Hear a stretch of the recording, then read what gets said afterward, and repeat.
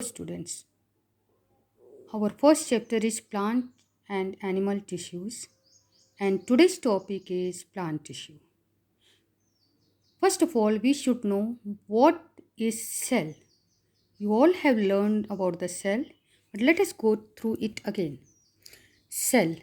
Cell is the basic structural and functional unit of life, as you all know. It can be as small as the bacteria and the red blood cell and as longest as the nerve cell. In a multicellular organism, there are many cells and these cells are differentiated to carry out specific functions. As you know, RBC carries oxygen and nerve cells are helping to conduct the impulse. The different level of organization in an organism is as follow. Let us see. The smallest is the cell, then tissue, then organ system, and then the organism. Cell, as we have seen before. Now what is tissue? Let us see what is tissue. Tissue is the combination of cells which perform similar functions. And organ, different types of tissues together they perform similar function and they form the organ. Next is organ system. Different organs working together to do a common function form a organ system. We can see from this diagram. Just see, these are the cells. Then they form a tissue. Then these tissue together they form an organ, and these organs together form an organ system. Now organism. Different organ system working together form an organism, as a human being is an organism.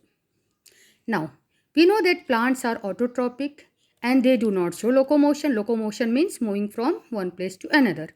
Whereas animals are heterotrophic and they show locomotion. Their tissues are also differ in their structure and functions. So today we are going to see the plant tissues first.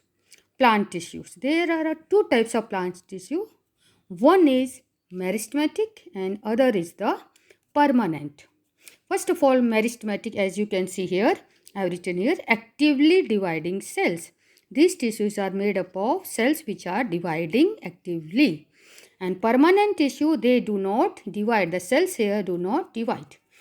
Again, they are protective, supportive and conductive. This permanent tissue, and parenchyma, collenchyma, sclerenchyma are supportive tissue, and conductive tissues are xylem and the phloem. Today we will read only about the meristematic tissue. Let us see. Meristematic tissue, where they are found?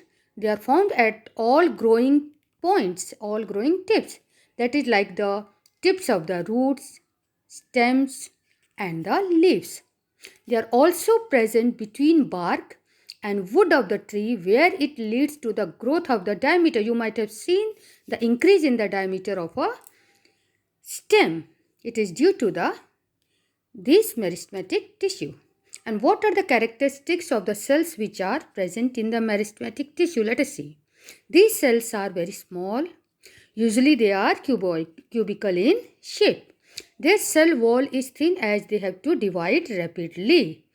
They have large nuclei and cells are tightly packed without any intercellular spaces. Now, how many types of meristematic tissue are there?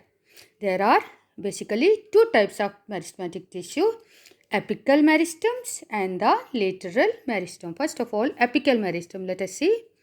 They are present at the apex of the plant, that is, tips of the roots, stems and in the growing young leaves. And lateral meristem, they are present below the bark and they are responsible for increase in the diameter of the stem. Here in this diagram you can see the shoot apical meristem is present here, which give rise to the new stem or the leaves, And here root apical meristem which help in increase of the length of the roots. And here cambium, it represent the lateral meristem which helps in increase the thickness of the stem.